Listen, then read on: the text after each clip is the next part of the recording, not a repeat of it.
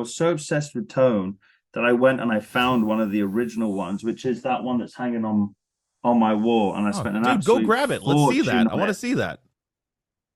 It's absolutely beautiful.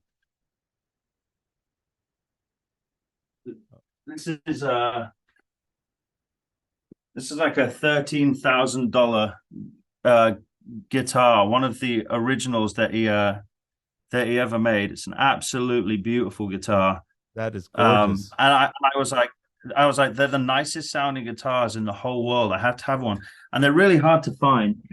And so I searched high and low, and I found one in like,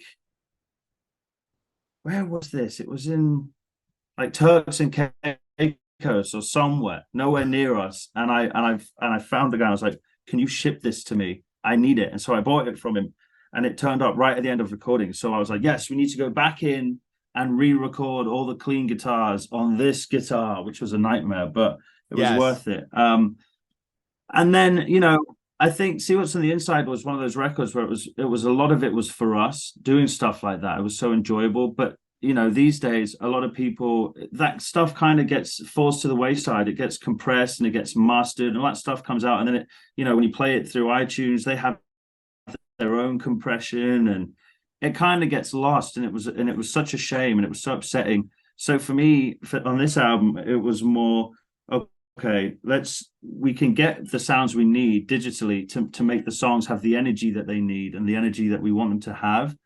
And for things like the eternal pursuit of tone and stuff like that, it can be a personal thing. It's something that I enjoy at home with friends, so that, I can just enjoy it. Whereas this time around, like I said, for us, it was more important that the energy was there. So instead of spending hours and hours on finding the most insane tone that was perfect and silky smooth, like if you listen to Bad Blood, for instance, the guitar tone's quite ugly. It's not a great guitar tone. You wouldn't sit there and go, this has taken me forever. But it was filthy. Exactly the tone. That tone is filthy, man. Exactly. So it was like, this is disgusting sounding, which is what I want for this. I was like, so it was a different journey with tones and stuff on this record, but still the trusty Strats.